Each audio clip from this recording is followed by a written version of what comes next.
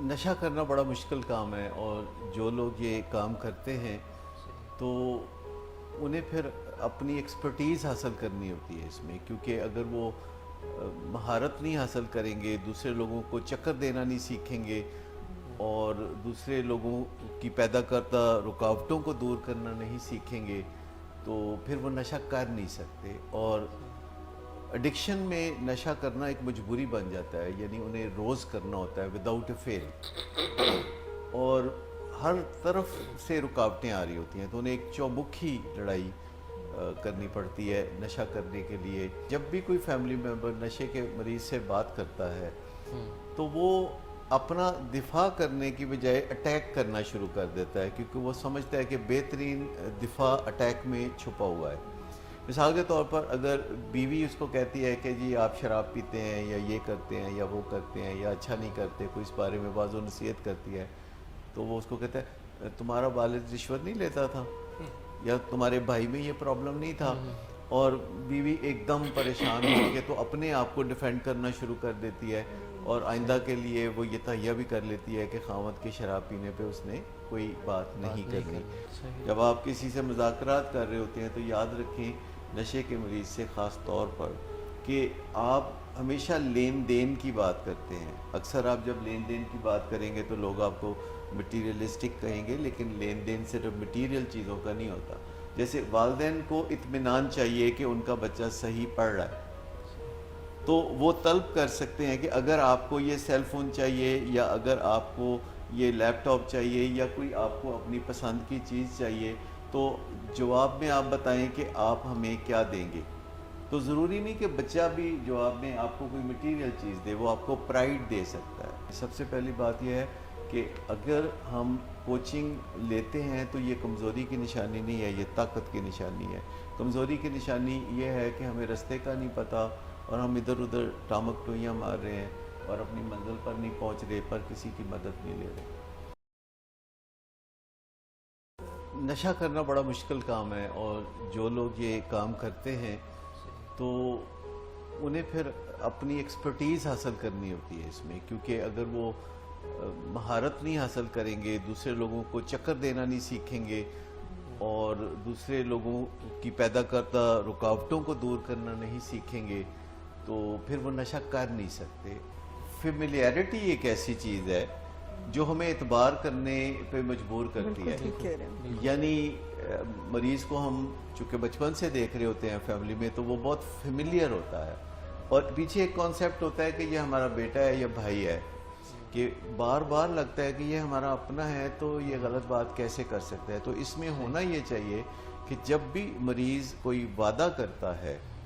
اور آپ اس وعدے پہ اگر یقین کرنا چاہتے ہیں تو کوئی حرج کی بات نہیں ہے، بشرطے کہ آپ اس وعدے کے ساتھ کوئی ایسی چیز منسلک کر دیں کہ جو نظر آتی ہو اور جو میئر کی جا سکتی ہو، جسے ناپا تولا جا سکتا ہو، جو کوئی ایسی چیز ہو جو محض اندر کے دل کی کوئی چھپی ہوئی بات نہیں جو کہ لوگ وعدے سے کرتے ہیں، آبزرو کر سکیں. یعنی اگر مریض کہتا ہے کہ آئندہ میں نشہ نہیں کروں گا یا میں فلاں کام نہیں کروں گا یا میں آپ کو یہ دکھ نہیں دوں گا، تو یہ تو وہ ایک والنٹیئر کر رہا ہے، ایک وعدہ کر رہا ہے، اپنے دل سے وہ ایک بات کر رہا ہے. لیکن آپ کہتے ہیں کہ ہم تب مانیں گے اگر تم یہ ذمہ داری بھی ساتھ اٹھاؤ. کیونکہ اگر کوئی خالی باتیں کرتا ہے اور کہتا ہے میں آپ کے لیے آسمان سے تارے توڑ لاؤں گا تو آپ کا دل تو ویسے خوش ہو جاتا ہے، لیکن اگر آپ اسے کہ اچھا چلو ایک گلاس پانی تو پلاؤ اور وہ لیکن یہ آپ خود ہی اٹھ کے پی لیں. تو جب بھی کوئی وعدہ کرے آپ کے ساتھ زندگی میں، کسی بھی قسم کا وعدہ کرے، تو آپ اس کو ٹرانسلیٹ کرتے ہیں کسی ایسے ایکشن میں جو کہ روزمرہ بنیادوں پہ آپ دیکھ سکیں اور آپ اس کی کوئی پیمائش کر سکیں. یعنی ناپ تول کا نظام اس میں ہونا ضروری ہے، کوئی سبجیکٹو نہیں بلکہ آبجیکٹو بات کی طرف میں اشارہ کر رہا ہوں. اچھا سر، دیکھا یہ گیا ہے کہ اگر کچھ فیملی کیونکہ مریض یہ بیفلنگ ڈیزیز ہے، تو اگر کوئی فیملی اگر سٹینڈ لے بھی لیتی ہے تھوڑا سا مریض کے اگینسٹ اور اسے بتاتی ہے کہ تم غلط کر رہے ہو، تو وہ فیملی کو بلیم شروع کر دیتے ہیں, ان میں گلٹ انڈیوس کرتے ہیں کہ آپ کی وجہ سے ایسے آپ کی. تو میرا خیال ہے کہ یہ جادوگر کو واقعی میں پتہ ہوتا ہے کہ کس کو کس طرح سے ڈیل کرنا ہے, اور یہ جو اس کی یہ جادوگری ہے اس کے ساتھ کیسے ڈیل کیا جائے. جب بھی کوئی فیملی ممبر نشے کے مریض سے بات کرتا ہے تو وہ اپنا دفاع کرنے کی بجائے اٹیک کرنا شروع کر دیتا ہے, کیونکہ وہ سمجھتا ہے کہ بہترین دفاع اٹیک میں چھپا ہوا ہے. مثال کے طور پر اگر بیوی اس کو کہتی ہے کہ جی آپ شراب پیتے ہیں یا یہ کرتے ہیں یا وہ کرتے ہیں یا اچھا نہیں کرتے, کوئی اس بارے میں بعض و نصیحت کرتی ہے, تو وہ اس کو کہتا ہے تمہارا والد رشوت نہیں لیتا تھا, یا تمہارے بھائی میں یہ پرابلم نہیں تھا.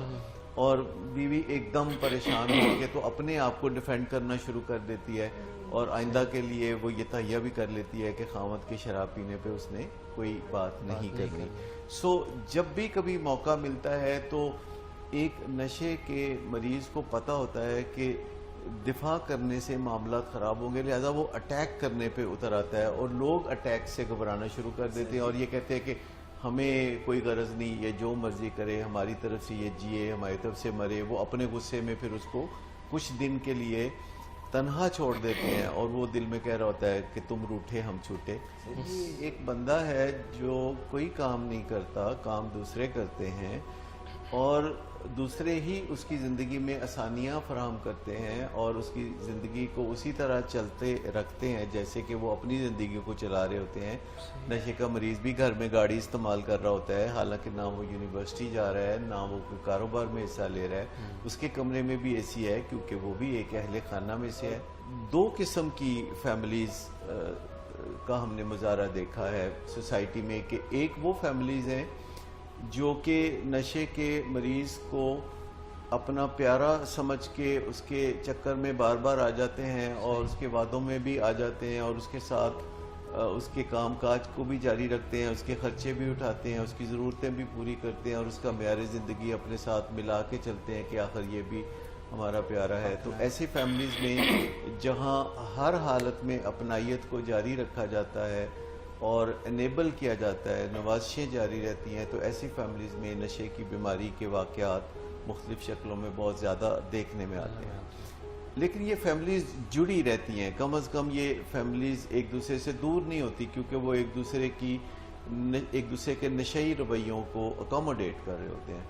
اس کے برعکس دوسری فیملیز وہ ہوتی ہیں جن میں کوئی نان سینس برداشت نہیں کی جاتی, اور ایسے فیملی ممبر کے ساتھ بہت آڑے ہاتھوں سے نپٹا جاتا ہے. لیکن یہ صحیح طریقہ نہیں ہے, کیونکہ اس سے فیملیز بکھر جاتی ہیں, اور جو نشے کرنے والا ہے وہ ڈرفٹ وے کر جاتا ہے فیملی سے, اور وہ اسٹریٹ پہ چلا جاتا ہے, اور فیملیز میں جو لوگ باقی ماندہ ہوتے ہیں وہ اپنی زندگی تلخی کے ساتھ گزارتے رہتے ہیں. اصل بات یہ ہے کہ آپ کی فیملی میں اگر کوئی پیارا پٹری سے اتری ہوئی حرکتیں کر رہا ہے, یا نشئی رویوں کا حامل ہے, یا ڈرگز کر رہا ہے, تو بہتر یہ ہے کہ آپ اس سے بات کرنا سیکھ لیں تاکہ وہ اپنی زندگی کو واپس سنبھال لے اور نشے سے نجات حاصل کر لے, اور فیملی بکھرنے سے بھی بچ جائے. اور یہی چیزیں ہیں جو علاج میں سکھائی جاتی ہیں, اور اس کو ہم پروسیس انٹرونشن کہتے ہیں, کہ فیملی میں ایک دوسرے سے جب کوئی آپ کو شکایت پیدا ہوتی ہے تو پھر آپ کیسے بات کرتے ہیں, یا آپ اپنے پیارے کی زندگی میں مداخلت کرنا چاہتے ہیں تو مداخلت کے اصول کیا ہیں, اس میں اگر وہ غصہ ڈالتے ہیں تو اس سے بھی کام نہیں بنتا, اگر غم کا مظاہرہ کرتے ہیں یا منت سماجت کرتے ہیں تو اس سے بھی کچھ نہیں ہوتا, پیمپرنگ کرتے ہیں تب بھی کچھ نہیں ہوتا, آسائشیں دیتے ہیں, اس کی خواہشیں پوری کرتے ہیں, اس کو وعدے کرتے ہیں کہ تم نشہ چھوڑ دو گے تو تمہیں ہم گاڑی لے دیں گے. وہ نشہ تو کوئی نہیں چھوڑتا پر گاڑی لے کے چھوڑتا ہے. سر ڈائلاگ اگر آپ کہتے ہیں کرنا چاہیے, بات چیت کرنی چاہیے, تو وہ تو اٹیک موڈ پہ آ جاتا ہے. وہ تو اپنی تو اس کو کوئی عزت جو ہے وہ اس وقت نہیں, وہ تو اس کو مقصد مرضی جو ہے سر اپنے اوپر نہیں چلتی کہ نشہ روک لے, مگر دوسروں پہ ایسی زبردست مرضی. ایسے کسی شخص کے ساتھ اگر اچھا, زیادہ اچھا, بہت زیادہ اچھا سلوک بھی نہ کیا جائے, اور اس کے ساتھ سخت رویے بھی نہ رکھے جائیں, یعنی نہ نائس ہوا جائے اوورلی, نہ نیسٹی ہوا جائے, تو سر پھر کیا جائے؟ کیا کوئی درمیانی راستہ ہے؟ کیا کیا؟ بظاہر یہ جو ہے لگتا ہے کہ جیسے پل صراط پر چلنے والی بات ہے کسی نشے کے مریض سے مذاکرات کرنا, پر در حقیقت ایسا نہیں ہے. کچھ بنیادی نقطے اگر ہم سمجھ لیں تو ایسے فیملی ممبر کے ساتھ بات کرنا جو غصے کا مظاہرہ کرتا ہو یا دھمکیاں دیتا ہو اور نشے جیسی حرکتیں کرتا ہو تو کوئی زیادہ مشکل نہیں ہے، بشرطے کہ آپ اپنی کنجی اس کے ہاتھ میں نہ دیں۔ ہم اکثر سمجھتے ہیں کہ فیملی میں یا کوئی ویسے کام کاج کی جگہ پہ کوئی بندہ اگر ہمارے ساتھ کوئی برا سلوک کرتا ہے تو ہم جلد ہی پھر یہ ذہن میں محسوس کرنے لگتے ہیں کہ اب ہمارا بھی حق بنتا ہے کہ برا سلوک کریں۔ یعنی اگر ہم ٹھنڈے مزاج کے ساتھ چلیں تو معاملہ زیادہ بہتر ہو سکتے ہیں، لیکن جب دوسرا غصہ کرتا ہے یا بد کلامی کرتا ہے تو ہمیں کسی سٹیج پہ جا کے یہ محسوس ہونے لگتا ہے کہ اب ہمارا حق بنتا ہے کہ ہم بھی بد کلامی کریں۔ سو یہ پہلے تو ذہن میں بٹھا لینا چاہیے کہ کوئی آپ کا پیارا یا آپ کا کولیگ یا آپ کا ہمسایہ جب آپ سے بات کرتا ہے یا کوئی شخص آپ سے جو ہے بد کلامی کرتا ہے یا غصہ کرتا ہے یا شاؤٹنگ کرتا ہے یا آپ کے اوپر ذاتی قسم کے حملے کرتا ہے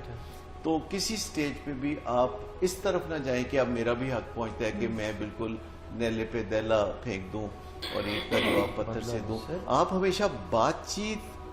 کو اپنا فورٹے بناتے ہیں، آپ ہمیشہ غصے کو ایسے ٹول استعمال نہیں کرتے، آپ بات چیت کو تھوڑا عمدہ پیمانے پہ سیکھ لیتے ہیں اور آپ بات چیت کے ذریعے اپنے جذبات کا اظہار کرتے ہیں، اپنی جو برا لگا ہے آپ کو اس کے بارے میں کہتے ہیں، آپ اسے نتائج بتا سکتے ہیں کہ جس طرح یہ آپ مجھ سے بات کر رہے ہیں اس سے میرے اور آپ کے درمیان دوری پیدا ہو سکتی ہے، یا میں فلاں جو سہولتیں آپ کو مہیا کرتا ہوں میں وہ سہولتیں آپ کو مہیا کرنے سے پھر باز آ جاؤں گا۔ تو ہمیں کبھی کبھی انفلوئنس ظاہر کرنا پڑتا ہے، جیسے ماں باپ ہیں تو وہ انفلوئنس رکھتے ہیں اپنی اولاد پر ماں باپ جو ہیں وہ لیوریج بھی رکھتے ہیں، یعنی کوئی طاقت بھی رکھتے ہیں، جیسے کہ باس ہوتا ہے کسی آرگنائزیشن میں کہ وہ بطور باس اثر و رسوخ بھی رکھتا ہے اور طاقت بھی رکھتا ہے، وہ نتائج کے بارے میں بھی بتا سکتا ہے۔ لیکن یہ ساری باتیں ٹھنڈے دل سے اور سکون سے کرنی چاہیے، اور کسی سٹیج پہ ہمیں یہ نہیں سوچنا چاہیے کہ چونکہ دوسرا بندہ آپے سے باہر ہو رہا ہے تو اس کے دیکھا دیکھی ہم بھی آپے سے ضرور باہر ہوں۔ یعنی ہم سب کا کہیں نہ کہیں یہ عقیدہ سوسائٹی سے سیکھنے والی چیز ہے، یہ عقیدہ سا بن جاتا ہے کہ ایک خاص حد تک ہم صبر کریں گے اور اس کے بعد پھر یکدم ہمارے دل میں خیال آتا ہے کہ اب میرا حق بنتا ہے کہ میں ایسے کروں۔ جیسے جو گفت و شنید ہے یہ ایک سیکھنے کا کام ہے، اور ہم کتنی بھی معقول بات کر رہے ہوں ہمیں پھر بھی دوسرے لوگوں پر پھٹ پڑنے کا کوئی حق نہیں ہے۔ ٹھیک ہے، ہم کتنا بھی صحیح رستے پہ چل رہے ہوں اس کو ہمیں مبارک ہو صحیح رستہ، لیکن جو لوگ صحیح رستے پہ نہیں چل رہے ہوتے ان کو طنزیں کرنا یا ان کی بے عزتی کرنا، اس کا کوئی حق ہمیں کسی طرح نہیں پہنچتا۔ ہاں ہم اپنے حقوق کی حفاظت کر سکتے ہیں، ہم اپنے جذبات کا اظہار کر سکتے ہیں، ہم اپنے تعلقات پہ نظر ثانی کر سکتے ہیں اور اس کا اندیہ دے سکتے ہیں،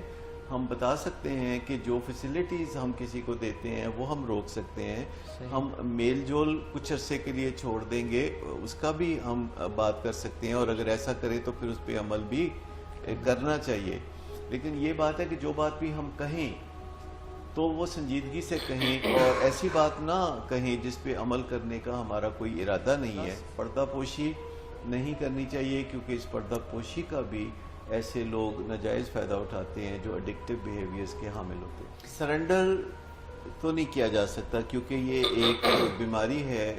جو کہ پرائمری ہے۔ اچھا سر، جو نشہ کرنے والا ہے وہ اکثر اگر وہ ساتھ ساتھ نشہ بھی کر رہا ہے روزانہ اور ساتھ ساتھ وہ اپنے کام کاج بھی پورے رکھتا جا رہا ہے اور اسی کو وہ ایک اپنا بڑا اسٹرانگ آرگومنٹ بنا کے گھر والوں کو کہتا ہے کہ اگر تم لوگوں کی ساری چیزیں پوری ہو رہی ہیں تو تم لوگوں کو کیا مسئلہ ہے میری اس چیز سے، تو کیا وہ مریض نہیں ہے، یا اگر وہ مریض ہے تو اس کے اس آرگومنٹ سے کیسے ڈیل کیا جائے؟ دیکھیے بہت جو ہائی فنکشننگ لوگ ہوتے ہیں نا تو آخرکار اپنی ٹینشنوں کو ٹھیک کرنے کے لیے وہ نشہ کرنے لگتے ہیں، اور اگر انہیں نشے کی بیماری آ جائے تو اس کی ہائی فنکشننگ کچھ عرصے تک قائم رہتی ہے کیونکہ وہ پیچھے ایک ردم بنی ہوتی ہے۔ جیسے آپ سائیکل چلا رہے ہوں تو پیڈل روک بھی دے تو سائیکل چلتی رہتی ہے، جسے کوسٹنگ کہتے ہیں۔ تو جو اگر کاروبار خاندانی ہے یا کافی عرصے سے چل رہا تھا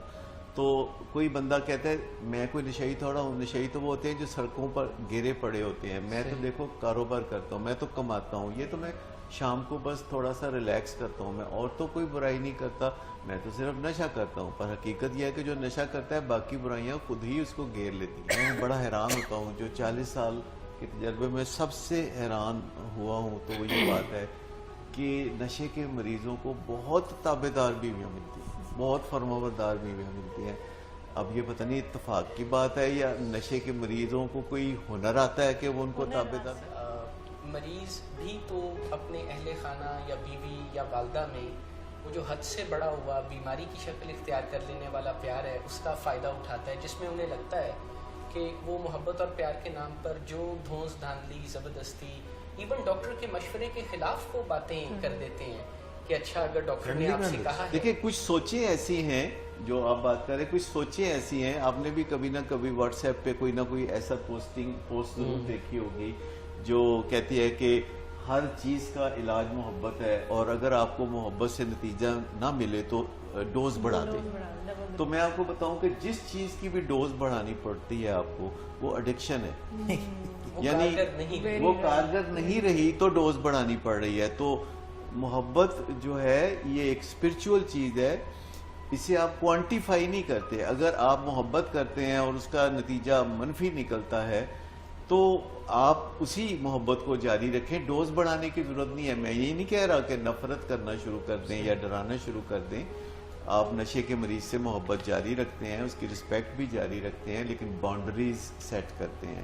حدوں کو آپ بہت کلیئرلی ڈیفائن کرتے ہیں کہ کب اسے کن نتائج کا سامنا کرنا پڑے گا. اکثر آپ جب لین دین کی بات کریں گے تو لوگ آپ کو مٹیریلسٹک کہیں گے، لیکن لین دین صرف مٹیریل چیزوں کا نہیں ہوتا. جیسے والدین کو اطمینان چاہیے کہ ان کا بچہ صحیح پڑھ رہا ہے، تو وہ طلب کر سکتے ہیں کہ اگر آپ کو یہ سیل فون چاہیے یا اگر آپ کو یہ لیپ ٹاپ چاہیے یا کوئی آپ کو اپنی پسند کی چیز چاہیے تو جواب میں آپ بتائیں کہ آپ ہمیں کیا دیں گے. تو ضروری نہیں کہ بچہ بھی جواب میں آپ کو کوئی مٹیریل چیز دے، وہ آپ کو پرائیڈ دے سکتا ہے، وہ آپ کو اطمینان دے سکتا ہے، یا آپ پھر اس کے ساتھ کوئی ایسی چیز اٹیچ کریں گے جو آپ دیکھ سکیں. جیسے آپ کسی بچے سے بات کر رہے ہیں اور وہ اٹھتا ہے 12-1 بجے، تو آپ کہتے ہیں کہ اچھا جو تم ذمہ داری سے وعدہ کر رہے ہو تو وہ ہم مان لیتے ہیں، بشرطے کہ تم صبح 7 بجے اٹھنا شروع کر دو یا 8 بجے اٹھنا شروع کر دو، یا کوئی ریزنیبل چیز جو کہ دیکھی جا سکتی ہے، ناپی تولی جا سکتی ہے. کیونکہ جب تک وعدے کرنے والا کچھ دکھاتا نہیں ہے تو آپ اس کے وعدوں پہ نہ جائیں. اور وعدوں میں یہ ہوتا ہے کہ اگلے ہفتے، تو آپ 1 ہفتہ بالکل کچھ نہیں کہتے. اگر آپ سے کوئی بندہ اگلے ہفتے کا وعدہ کرتا ہے، کسی نے آپ کے پیسے دینے ہیں اور وہ کہتا ہے کہ میں آپ کو اگلے مہینے دوں گا، تو آپ پھر اس کو جا کے اگلے مہینے ملیں گے. تو موجود ہوگی نہیں، اگلے مہینے نہیں آپ ملیں گے، آپ اگلے دن پھر چلے جائیں گے. تو وہ کہے گا میں نے تو کہا تھا اگلے مہینے. تو آپ کہتے ہیں نہیں، میں پیسے مانگنے نہیں آیا، میں یاد دہانی کرانے آیا ہوں، اور مجھے 1 کپ چائے بھی پلائیں اور مجھے میرا یہ کام چھوٹا سا کر دیں. یا کوئی آپ اسے اور ہی کوئی کام کہہ دیتے ہیں اور 2-3 دن بعد پھر آپ اسے ملتے ہو، کہتے ہیں پھر آپ آ گئے ہیں، میں نے تو آپ کو کہا تھا کہ اگلے مہینے پیسے دوں گا. بولے پیسے بے شک اگلے مہینے دیں، میں یہ بتانے آیا ہوں کہ مجھے واقعی پیسوں کی واپسی چاہیے اور مجھے اشد ضرورت ہے. اور 1 ہفتے بعد آپ پھر چلے جاتے ہیں. آپ کہتے ہیں نہیں آج میں صرف کھانا کھانے آیا ہوں. اچھا، اسے سمجھ لگ جاتی ہے کہ یہ آتا رہے گا اور یہ سیریس ہے. اور اس سے اگلی دفعہ آپ جاتے ہیں کہ کیسے، ویسے تو میں نے 50,000 روپیہ آپ سے لینا ہے لیکن آج مجھے 10,000 کی ضرورت پڑ گئی ہے، تو وہ تو آپ مجھے دے دیں. کہتے ہیں نہیں، میں اگلے مہینے ہی آپ کو 50,000 دوں گا. آپ کہتے ہیں نہیں 10,000 تو آج دے دو، چلو 10 چھوڑو 5 دے دو، میں باقی کا 5 کر لوں. مجھے 1,000 ہی دے دو، چلو مجھے 500 ہی دے دو، چلو مجھے کھانا ہی کھلا دو. تو کچھ نہ کچھ آپ ایکسٹریکٹ ضرور کرتے ہیں اس بندے سے جو دیندار ہے. ڈیفالٹر کو آپ بالکل فری ہینڈ نہیں دیتے. ڈیفالٹر کو آپ کہیں نہ کہیں ضرور گھیر لیتے ہیں کہ یہ نہیں تو وہ کر دو اور وہ نہیں تو یہ کر دو. اچھا 1 گلاس پانی تو پلاؤ، اچھا یہ فلاں کام تو چلو میرے ساتھ شاپنگ پہ تو چلو گاڑی ڈرائیو کر کے مجھے وہاں چھوڑ آؤ. کیونکہ جو ڈیفالٹر ہے یا تو وہ اپنے ڈیفالٹ سے نکلے یا پھر آپ ضرور اس کے کندھے پہ کوئی نہ کوئی بوجھ رکھ دیتے ہیں کہ یہ کرو. اچھا ڈاکٹر صاحب، یہ بھی کر سکتے ہیں کہ ہم جو چیزیں ان کو دے رہے ہوتے ہیں وہ تھوڑی ود ہولڈ کر لیں، جیسے موبائل فون فلاں یہ دیکھیں وقت سے پہلے بتا سکتے ہیں کہ چند دن کے بعد پھر ہم یہ چیز بھی دولڈ کر لیں گے، اور چند دن کے بعد آپ کو یہ فیسیلیٹی نہیں ملے گی کیونکہ آپ پڑھ بھی نہیں رہے اور جاب بھی نہیں کر رہے اور نشے کے دوستوں سے ملنے سے بھی باز نہیں آتے، تو پھر یہ جو گاڑی ہے گھر کی سیکنڈ کار یہ آپ یوز نہیں کریں گے۔ یا پھر آپ یہ بھی کہہ سکتے ہیں کہ آپ مزے سے سوئے رہتے ہیں 1-2 بجے تک، آپ کا اے سی صبح 8 بجے کے بعد پیچھے سے ہی بند کر دیا جائے گا، تو آپ جلدی اٹھنے کی کوشش کریں ورنہ آپ کو اس سہولت سے محروم ہونا پڑے گا۔ اور بعض اوقات ہمیں گلٹی فیل ہوتا ہے کہ اپنے کسی فیملی ممبر کے ساتھ ایسا نہیں کرنا چاہیے، لیکن میں آپ کو بتاؤں کہ اگر آپ کو اس سے سچی محبت ہے تو پھر آپ ان اقدامات سے بھی باز نہیں رہیں گے اور آپ سٹینڈ لیں گے، اور وہ اس پہ احتجاج کرے گا یا کرائسس پیدا کرے گا اور آپ اس کرائسس کو مینیج کریں گے،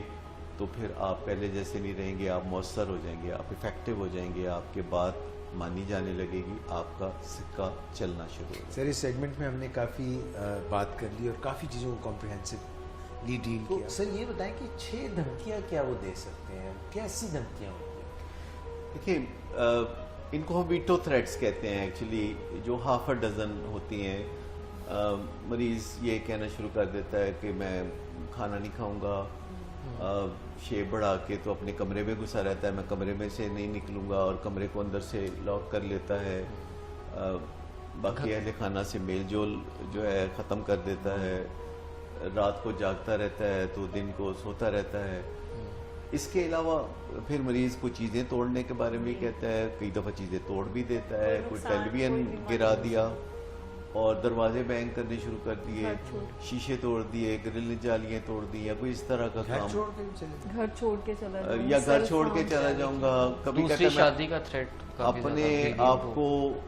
نقصان پہنچاؤں گا جسمانی طور پر، اپنے آپ کو میں زخمی کر لوں گا یا اپنی زندگی ختم کر لوں گا، پھر مجھے آپ دیکھو گے نہیں کبھی،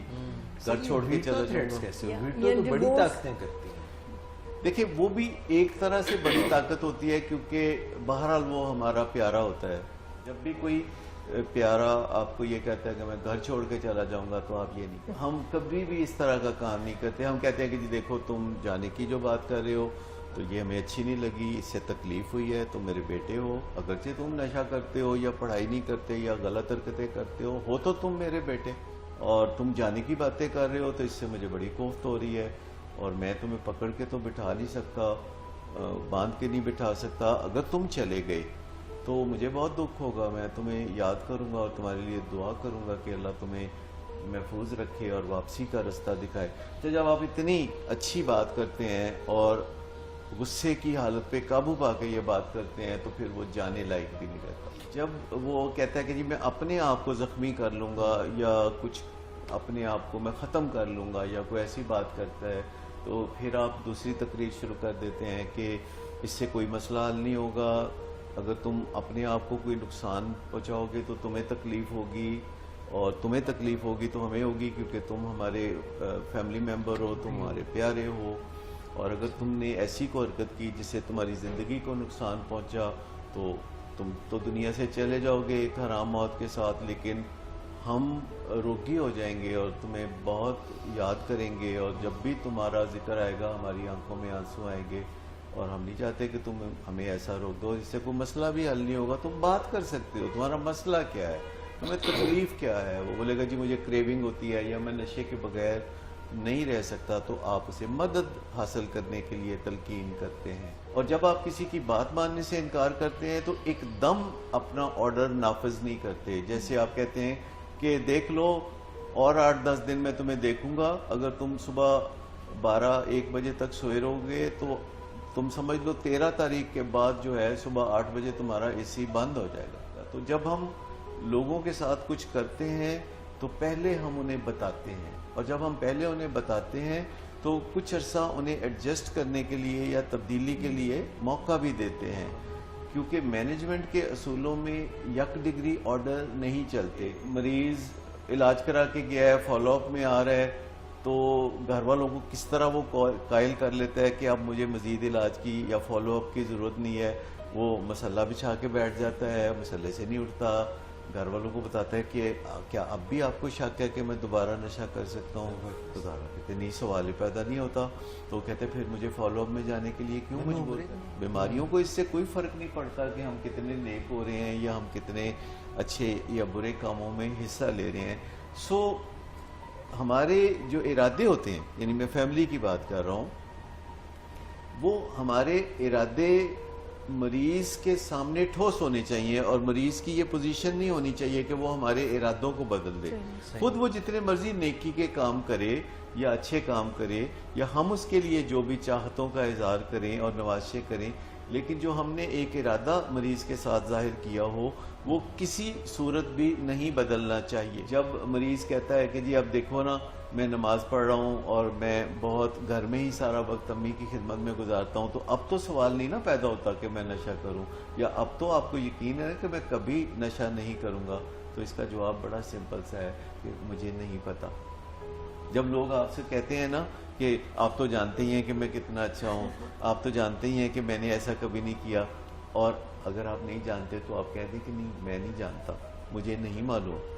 تو کئی لوگ ہوتے ہیں نا وہ آپ کو پہلے وہ کانفیڈنس میں لیتے ہیں، تو انہوں نے پتہ ہی نا میں کڈا چنگا، میری نوح بہت پیڑی ہے. یہ باتیں بہت ضروری ہیں کہ ہم لوگوں کی بلا وجہ توثیق و تصدیق نہ کریں. یہاں تو لوگ جو ہے کاغذوں کی تصدیق کرنے افسروں سے جاتے ہیں، وہ بغیر دیکھے سٹیمپ لگا دیتے ہیں اور سائن کر دیتے ہیں. تو ایسا کبھی بھی نہیں کرنا چاہیے. جب بھی آپ کو گواہی دینی پڑے، شہادت دینی پڑے، توثیق و تصدیق کرنی پڑے، تو آپ ذمہ داری سے کرتے ہیں. ہماری ایک خالہ ہوتی تھی اللہ بخشے، ان سے جب بھی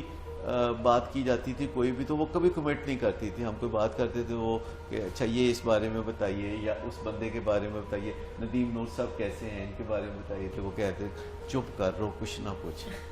یہ مطلب کیا ہے؟ ایویں جو مرضی سمجھ لیں. اب آپ کیوریوسٹی کو ہوا دینا کہ خود ہی پتہ کر لو. انہوں نے آپ کو کوئی کانکریٹ آنسر نہیں دینا. ان کا نام تھا خالہ ہدایت، وہ ہماری امی کی سہیلی تھی، مطلب سگی خالہ نہیں تھی.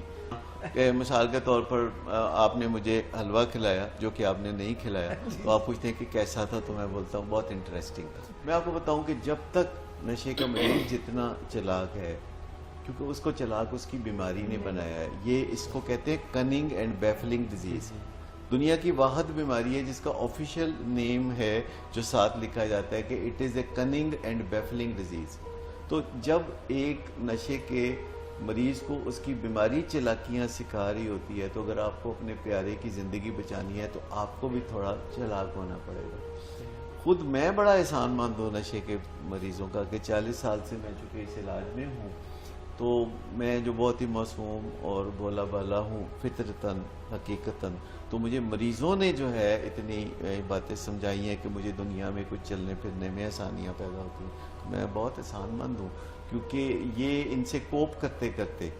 یعنی غصے پہ قابو پانا سیکھا. کیونکہ اگر آپ غصے پہ قابو پانا نہیں سیکھتے تو پھر آپ نشے کے مریضوں کے ساتھ آپ کا کوئی لینا دینا نہیں ہے. چاہے آپ معالج ہیں، چاہے آپ اہل خانہ ہیں، چاہے بیوی یا خامد ہیں. اگر آپ کا واسطہ کسی نشے کے مریض سے ہے، کسی الکوہلک سے ہے، کسی کوکین استعمال کرنے والے سے ہے، کسی جوا کھیلنے والے سے ہے، کسی ورکوہلک سے ہے، کسی بے وفا سے ہے، تو پھر آپ کو غصے پہ قابو پانا لازم ہے. آپ کو صرف ہیومن سکلز کام آئیں گی، ہاتھا پائی کام نہیں آئے گی. آپ شاؤٹنگ کریں گے تو کچھ نہیں بنے گا آپ کا. آپ روئیں گے، آپ پچھتائیں گے، تڑپیں گے، یا جو مرضی کریں گے، اس سے کوئی فائدہ نہیں ہوگا. فائدہ تب ہوگا جب آپ اپنی ہیومن سکلز پہ کام کریں گے، جو کہ سٹریس مینجمنٹ ہے، جو کہ فلیکسیبلٹی ہے، جو کہ میٹ کوگنیشن ہے. آپ اپنے اندر جھانکیں گے، اور اس سے بھی زیادہ آپ اپنے پیارے کے اندر جھانکیں گے. دیکھیں اپنے اندر جھانکنا بھی کافی مشکل سمجھا جاتا ہے، حالانکہ ہمارے پاس ایک گریبان ہوتا ہے جس کے اندر ہم جھانک سکتے ہیں. لیکن میں آپ کو بتاؤں کہ دوسرے کے دل میں اترنا اور دوسرے کے دل میں جھانکنا یہ بہت کارآمد رہتا ہے اگر ہمیں کسی سے معاملات طے کرتے ہیں. اور جب کوئی ہمارا مریض بات چیت کر رہا ہوتا ہے، شور شرابہ کر رہا ہوتا ہے، تو وہ اپنا پٹرول خرچ کر رہا ہوتا ہے. ہمیں جوابی میچ ڈالنے کی ضرورت نہیں ہے. ہم تحمل سے اس کی بات سنتے رہتے ہیں، اور جب وہ بول بول کے تھک جاتا ہے، ہلکان ہو جاتا ہے، تو پھر ہم اس سے سوال کرنا شروع کر دیتے ہیں. ایک پریس کانفرنس ہی شروع ہو جاتی ہے، پھر وہ بولتا ہے. اخیر میں جب اس کے پاس کہنے کے لیے کچھ نہیں رہتا تو تو آپ ایک مختصر سی بات کہہ سکتے ہیں کہ میں تمہیں یہی کہنا چاہتا ہوں کہ اپنے نشے کی بیماری کے حوالے سے مدد حاصل کرو، اور نشے کے مریض کا کوئی مستقبل نہیں۔ نشے کا جو مریض ہے نا بیسیکلی مفت خورا ہوتا ہے۔ افسوس کہ ہمیں کچھ الفاظ ایسے استعمال کرنے پڑتے ہیں، لوگ تو پتہ نہیں کیا کیا کہتے ہیں، پر ہم بڑا چونکہ ہمارے رزق کا وسیلہ بھی ہیں اور ہمارا ان سے دن رات میل جول بھی ہوتا ہے، تو یہ فری لوڈرز ہوتے ہیں۔ اس میں ایک مثال مجھے یہ بھی یاد آ رہی ہے کہ کئی لوگ اس کے قائل ہوتے ہیں کہ آؤ گے تو کیا لے کے آؤ گے، اور جب ہم آئیں گے تو کیا کھلائیں گے۔ اگر مریض علاج کے نام پہ بدکتا ہے اور ہاتھا پائی پہ اتر آتا ہے اور علاج سے بچنے کے لیے ایک پرتشدد رویے اپناتا ہے یا غصہ کرتا ہے یا بات نہیں سنتا، تو پھر اس کا علاج جو ہے وہ انڈور سیٹنگ میں ایک کرائسس انٹرونشن کر کے ہوتا ہے، جس میں جو انڈور علاج کا مقصد ایکچولی نشے سے پوری طرح نجات دلانا نہیں بلکہ نشے کے علاج کے لیے تیار کرنا ہے۔ گرام بات، یعنی جو ایک منیمم سکسیس ہے وہ اس میں یہ کہی جائے گی کہ کوئی مریض جو علاج گاہ میں رہا ہے اور مرضی کے خلاف بھی رہا ہے، لیکن اگر اس کے اندر نشے کی نجات کی تمنا پیدا ہو گئی ہے، گو کہ بھی اس نے نشہ نہیں چھوڑا یا وہ ریلیپس ہوا ہے اور یا پھر ٹھیک ہوتا ہے پھر ریلیپس ہوتا ہے، تو یہ ریلیپسنگ اینڈ ریمیٹنگ ڈس آرڈر ہے، اس کو کہا ہی جاتا ہے، جیسے بیفلنگ اینڈ کننگ ڈیزیز کہا جاتا ہے، تو یہ اسے ریلیپسنگ اینڈ ریمیٹنگ ڈس آرڈر بھی کہا جاتا ہے کہ شروع میں اتار چڑھاؤ آتے رہتے ہیں۔ لیکن اگر اہل خانہ کاؤنسلنگ میں آ جائیں تو اس کے اثرات مریض پر پڑنے شروع ہوتے ہیں اور وہ اس طرح بھی علاج کے لیے تیار ہو سکتا ہے، اور ڈیلی بیسس پہ اہل خانہ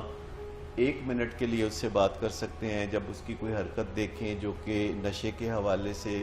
ہے، اور اس حرکت پہ اہل خانہ اپنے جذبات کا اظہار کرتے ہیں، بتاتے ہیں کہ وہ کیسا فیل کر رہے ہیں یا وہ کتنی تکلیف میں ہیں، اور پھر اسے علاج کے لیے یا مدد حاصل کرنے کے لیے کہتے ہیں۔ تو میں سمجھتا ہوں کہ یہ 1 منٹ میں یہ سارا کام دن میں ہر فیملی ممبر 2-4 دفعہ کر سکتا ہے، اور مریض اس سے زیادہ چڑھے گا بھی نہیں کیونکہ بات شروع ہو کے 1 منٹ میں ختم ہو جائے گی۔ اور آپ پہلے بتاتے ہیں کہ یہ جو تم نے حرکت کی ہے ابھی یہ نشے کے معاملے میں، تو اس کو دیکھ کے بڑی تکلیف ہوتی ہے اور تمہارے مستقبل کے بارے میں بڑی تشویش ہوتی ہے، اور میں تو یہ کہوں گا کہ تم اس نشے کے معاملے میں مدد حاصل کرنے کے لیے تیار ہو جاؤ، اور پھر آپ بات کو بدل دیتے ہیں کہ اچھا آؤ چلو بیٹھ کے ٹی وی دیکھتے ہیں یا چائے پیتے ہیں، پھر آپ ایسا ماحول نہیں پیدا کرتے جس میں اگلے 2-3 دن آپ ایک دوسرے کا آمنا سامنا نہ کریں، تو اس کو پروسیس انٹرونشن کہتے ہیں۔ یعنی جب سارے فیملی ممبر پہلے سیکھ لیتے ہیں کہ مریض کے ساتھ روزمرہ انٹریکشن کیسے کرنا ہے اور اس کو لڑائی جھگڑے سے کیسے بچانا ہے اور کیسے نوازشیں نہیں کرنی اور کیسے محبت اور رسپیکٹ جاری رکھنی ہے، تو یہ ایک طریقہ کار ہے جس میں بہت تیزی سے فیملی ممبر آگے بڑھنے لگتے ہیں۔ اس میں کبھی آپ اپنی کنجی ایز اے فیملی ممبر اپنی جذباتی کنجی مریض کے ہاتھ میں نہیں دیتے، اور آپ اسے اس کا ہی مسئلہ سمجھتے ہیں جو نشے کی بیماری میں مبتلا ہے، آپ اسے اپنا مسئلہ نہیں سمجھتے۔ آپ کو یہ تو پتہ ہوتا ہے کہ یہ مسئلہ میرے بیٹے کا ہے، لیکن چونکہ وہ بیٹا ہے تو اس لیے میرا مسئلہ بھی ہے۔ یعنی اگر بچہ پڑھتا نہیں تو والدین اس کے پیچھے ہلکان ہوئے پھرتے ہیں، حالانکہ یہ اس کا مسئلہ ہے پڑھنا، آپ کا مسئلہ تو یہ ہے کہ وہ آپ کا بیٹا ہے، آپ کا مسئلہ یہ نہیں ہے کہ وہ پڑھتا نہیں ہے، آپ کا مسئلہ یہ ہے کہ وہ آپ کا بیٹا ہے اور نہیں پڑھتا۔ تو یہ تھوڑا سا باریک فرق جو ہے اگر ہم دیکھ لیں تو گھر میں ایک دوسرے کو کنفرنٹ کرتے ہوئے یا ایک دوسرے کے اوپر نکتہ چینی کرتے ہوئے، جو کہ بڑا تکلیف دہ کام ہے، ایک تو نکتہ چینی لمبی نہیں ہونی چاہیے، دوسرا نکتہ چینی توہین امیز نہیں ہونی چاہیے، کیونکہ اگر ایسا ہو تو پھر باڈی لینگویج خراب ہو جاتی ہے، پھر سائلنس ہو جاتا ہے، پھر رشتوں پہ چوٹ پڑنے لگتی ہے، اور بہت ساری فیملیز جو سمارٹ ہوتی ہیں وہ بکھر جاتی ہیں، جنہیں ہم سمارٹ بٹ سکیٹرڈ فیملیز کہتے ہیں۔ لیکن یہ جو سمارٹ بٹ سکیٹرڈ فیملیز ہوتی ہیں، جو فلوئنٹ بھی ہوتی ہیں، پڑھی لکھی بھی ہوتی ہیں، انہوں نے زندگی میں کئی کامیابیاں سمیٹی ہوتی ہیں، تو ان کے علاج کو زیادہ تر آؤٹ ڈور بنیادوں پر کیا جا سکتا ہے۔ لیکن جن فیملیز نے زندگی کے دیگر معاملات میں کامیابیاں حاصل نہ کی ہوں اور ایجوکیشنل بیک گراؤنڈ بھی بہت اچھی نہ ہو، تو ایسی فیملیز کو پھر مشکل پیش آتی ہے وہ ساری چیزیں سیکھنے میں جو نشے سے نجات کے لیے ضروری ہیں. اور ایسے مریضوں کا علاج اگر انڈور میں ہو اور فیملی ان کو ڈیلی بیسس پہ وزٹ کرنے کے لیے آئیں. یاد رکھیں ریہیب کا مطلب یہ نہیں ہے کہ آپ اپنے مریض کو کہیں جمع کرا کے آپ منفی ہو جائیں. سر ایک بات اور پوچھنا چاہوں گا, جیسے کچھ کہتے ہیں نا شارٹ کورس, کچھ لوگ جو ہیں وہ یہ چاہتے ہیں کہ صرف باڈی کلینس ہو جائے, صاف ہو جائے, ڈیٹاکس جس کو کہتے ہیں. تو کیا یہ ڈیٹاکس جو ہے یہ صرف انڈور بنیادوں پہ ہو سکتا ہے یا یہ بھی آؤٹ ڈور بنیادوں پہ ہو سکتا ہے؟ نہیں, ڈیٹاکس بھی آؤٹ ڈور بنیادوں پر ہو سکتا ہے, کیونکہ ہر مریض کا جو ڈیٹاکس ہوتا ہے وہ بہت تکلیفوں بھرا نہیں ہوتا. صرف 4% مریض ایسے ہیں جن کی ڈیٹاکسیفیکیشن صرف ہاسپٹل سیٹنگ میں ہو سکتی ہے. 16% ایسے ہیں جن کو تھوڑا بہت تکلیف ہوتی ہے, اور 80% تو ایسے ہیں جو ہوم ڈیٹاکس میں سے گزر سکتے ہیں. اصل بنیادی نقطہ یہ ہے کہ مریض خود جو ہے خواہش مند ہے کہ نہیں. اگر وہ خود نشے سے نجات کا خواہش مند ہے تو یہی وہ مریض ہے جس کو انڈور علاج کی ضرورت نہیں ہے. اور وہ جو انڈور علاج سے 100 کوس دور بھاگتا ہے اسی کو انڈور علاج کی ضرورت ہے. تو اگر مریضوں میں رجحان پیدا ہو جائے مدد حاصل کرنے کا اور ان کے فیملی ممبرز بھی کاؤنسلنگ میں آئیں, تو مجھے یوں نظر آتا ہے کہ 5 سال بعد دنیا میں ایسے ٹریٹمنٹ سینٹرز بہت کم ہوں گے جہاں انڈور علاج صرف ہوتا ہو. زیادہ تر ٹریٹمنٹ سینٹر ہوں گے جہاں 80% سے زیادہ مریضوں کا علاج آؤٹ ڈور بنیادوں پر ہوتا ہے. جیسے ولنگ ویز میں الحمدللہ پچھلے 10 سال سے روز افزوں آؤٹ ڈور علاج ہو رہا ہے, اور 80% سے زیادہ مریض آؤٹ ڈور علاج میں ہوتے ہیں. ان سے بات چیت کرنے کا بڑا مزہ آتا ہے, کیونکہ ان سے ہمارا وہ قیدی کا ریلیشن شپ نہیں ہوتا. وہ آتے ہیں, ملتے ہیں, بات کرتے ہیں, چلے جاتے ہیں, پھر ان کے یورین چیکس ہوتے ہیں, اور جب وہ آتے رہتے ہیں تو وہ انڈر اوبلیگیشن ہوتے ہیں کہ پروگرس دیں. جیسے لوگ یونیورسٹی میں جاتے ہیں تو وہ انڈر اوبلیگیشن ہوتے ہیں کہ ڈگری حاصل کر کے دیں, کیونکہ لوگ انتظار میں ہوتے ہیں, لوگ پوچھ رہے ہوتے ہیں. تو دن بدلتے رہتے ہیں, موسم بدلتے رہتے ہیں, تو علاج بھی بدلتے رہتے ہیں. تو اس کا مطلب یہ نہیں کہ پچھلے علاج کوئی برے علاج تھے, اس کا مطلب صرف یہ ہے کہ اب کے علاج پہلے سے بہت اچھے علاج ہیں. سر یہ جو اسٹینٹ ڈالتے ہیں ہارٹ پیشنٹ کو کارنری آرٹری ڈیزیز میں, تو اس کی کاسٹ کافی زیادہ ہوتی ہے سر, اور جو ایکسپرٹیز ہے وہ زیادہ ہوتی ہے. تو اگر نہ ہی ڈالیں, کیونکہ کاسٹ بہت زیادہ ہائی ہے, تو اگر وہ نہ ہی ڈالیں تو پھر کیا ہوگا؟ دیکھیں یہ تو اکنامیکل فیلڈ کی باتیں ہیں, اکنامکس کی باتیں ہیں, جبکہ علاج معالجے میں تو جو ضرورت ہے وہ کرنا پڑے گا. لیکن ہم لوگوں نے بجٹ نہیں رکھے ہوتے اپنی زندگیوں میں. بیماریوں کے حوالے سے ہم نے بہت ساری چیزوں کے لیے بجٹ رکھے ہوتے ہیں, گھر بنانے کے لیے یا تعلیم و تربیت کے لیے, شادیوں بیاہوں کے لیے. میں سمجھتا ہوں کہ کچھ محفوظ سرمایہ اس حوالے سے بھی ہونا چاہیے کہ بیماریوں کے جو علاج ہیں ان پہ خرچ کر سکیں. امریکہ جیسے ملک میں بھی اب گورنمنٹ سارا خرچہ علاجوں کا نہیں اٹھاتی اور لوگوں کو خود بہت سا خرچہ اٹھانا پڑتا ہے. لیکن اگر ہم حفظان صحت کے اصولوں پہ عمل کریں تو ہمیں بہت ساری بیماریوں سے کبھی واسطہ ہی نہیں پڑے گا. اور اگر ہم سٹریس مینجمنٹ سیکھ لیں, دنیا داری سیکھ لیں, سمجھداری سیکھ لیں, تو نشے کی بیماری سے ہمارے ساتھ کیا لینا دینا. لیکن میں آپ کو بتاؤں کہ جب ہم ایموشنل انٹیلیجنس کی طرف جاتے ہیں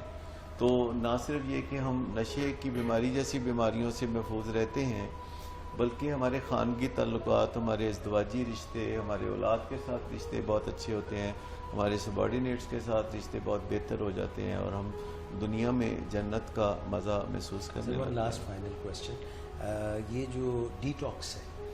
یہ ایک ہفتے میں ہو جاتا ہے یا یہ ڈیپینڈ کرتا ہے کہ مریض کتنی دیر سے نشہ استعمال کر رہا ہے, کون سا نشہ استعمال کر رہا ہے, کیا یہ پرولونگ بھی ہو سکتا ہے یا یہ ایک شارٹ کورس ٹائپ چیز ہوتی ہے؟ دیکھیے جہاں واقعی ڈیٹاکسیفیکیشن کی ضرورت ہے تو وہاں 21 دن مینڈیٹری ہے. ہم لوگ جو ہوم ڈیٹاکس کرتے ہیں یعنی ٹیلی فونیکلی کرتے ہیں والدین کی مدد سے ڈیٹاکس, تو وہ 21 دن وہ گھر میں بھی رہنا پڑتا ہے ان کو, اور اس دوران وہ وزٹ کرنے کے لیے ولنگ ویز بھی آتے ہیں. اور گھر میں 2 طرح کے مددگار ہمیں چاہیے ہوتے ہیں. ایک وہ جو ٹیلی فونیکلی ہم سے بات کر کے اس کو دوا وغیرہ دیں, اور دوسرے وہ جو کوارنٹین قائم کریں, یعنی وہ نشہ نہ پہنچنے دیں مریض تک. لیکن اس میں بنیادی مینڈیٹری نقطہ یہ ہے کہ مریض کی طرف سے پرزور یہ خواہش ہونی چاہیے کہ میرا ہوم ڈیٹاکس کریں. یہ زبردستی کرنے والا کام نہیں ہے ہوم ڈیٹاکس خاص طور پر. اور جو علاج گاہوں میں ڈیٹاکس ہوتا ہے اس میں بھی مریض 2-3 دن کے بعد اپنی رضامندی دے دیتے ہیں, کیونکہ اگرچہ ان کو ابتدا میں یہ بات اچھی نہیں لگتی کہ انہیں مرضی کے خلاف والدین نے علاج گاہ میں ڈالا ہے, لیکن وہ بہت سی کوفت سے بچتے ہیں, بہت سی تکلیفوں سے بچتے ہیں, اور محبت کے رویے جب معالج ان کے ساتھ ڈسپلے پہ رکھتا ہے تو وہ بہت جلد ان کے ارادے جو ہیں نشہ چھوڑنے کے بن جاتے ہیں. اور ایسا کوئی ضروری نہیں کہ مریض علاج گاہ میں آئے گا تو جتنی دیر رہے گا وہ منفی رویوں پر ہی قائم رہے گا. لوگوں کو قائل کیا جا سکتا ہے, لوگوں کو سمجھایا جا سکتا ہے, دل کے دروازے پہ دستک دی جا سکتی ہے, تو کبھی نہ کبھی تو دروازے کھلتے ہیں. سر شکر ہے کہ ڈیٹاکس کے بعد پھر مریض جو بھلے چنگے ہو جاتے ہیں اور ہمیشہ کے لیے ریکور ہو جاتے ہیں. نہیں, ایسا نہیں ہوتا. یہ جو بھلا چنگا کچھ بھی دنیا میں نہیں ہوتا. اور یہ بات جو کہ پھر وہ ہنسی خوشی رہنے لگے, وہ جو ہم بچپن میں کہانیاں پڑھتے تھے تو یا فلموں کے آخر میں لکھا ہوتا تھا دی اینڈ, پھر وہ ہنسی خوشی رہنے لگے. تو زندگی مسلسل چیلنجز کا نام ہے, اور نشے کی بیماری میں اپس اینڈ ڈاؤنز آتے ہیں. کبھی موڈ خراب رہتا ہے, کبھی روزگار کے معاملات, کبھی تعلقات کے معاملات. ہم سب کو رہنمائی کی ضرورت ہوتی ہے, سجیشنز کی ضرورت ہوتی ہے, ہدایات کی ضرورت ہوتی ہے. اس کا مطلب یہ نہیں کہ ہمارا کوئی ذہنی توازن خراب ہے. کاؤنسلنگ کا مطلب ہے کہ اگر ہم زندگی کے اچھے کھلاڑی بننا چاہتے ہیں, کامیاب کھلاڑی بننا چاہتے ہیں, تو ہم صلاح مشورہ حاصل کرتے رہیں. بہت سا صلاح مشورہ گوگل سے آپ لے سکتے ہیں, یوٹیوب سے لے سکتے ہیں. اپنے عزیز و اقارب جو اچھی زندگی گزار رہے ہیں ان سے ہم آگے بڑھ کے بات کر سکتے ہیں. سب سے پہلی بات یہ ہے کہ اگر ہم کوچنگ لیتے ہیں تو یہ کمزوری کی نشانی نہیں ہے, یہ طاقت کی نشانی ہے. کمزوری کی نشانی یہ ہے کہ ہمیں رستے کا نہیں پتہ اور ہم ادھر ادھر ٹامک ٹوئیاں مار رہے ہیں اور اپنی منزل پر نہیں پہنچ رہے, پر کسی کی مدد نہیں لے رہے. Thank you so much doctor صداقت علی, آپ کا بہت شکریہ. آج کے پروگرام میں امید کرتے ہیں کہ بہت سے عقدے, بہت سے بھید, بہت سی باتیں کھلی ہوں گی, اور نشے کی بیماری جو ہے وہ ایک بند گلی نہیں ہے. علاج ممکن ہے, علاج کے لیے مدد حاصل کریں. جہاں سے بھی آپ کو لگے کہ آپ کو صحیح مدد مل رہی ہے وہاں سے مدد ضرور حاصل کریں, otherwise this can be fatal. اپنا بہت خیال رکھیے گا, اللہ کی پناہ میں رہیے گا. اللہ حافظ.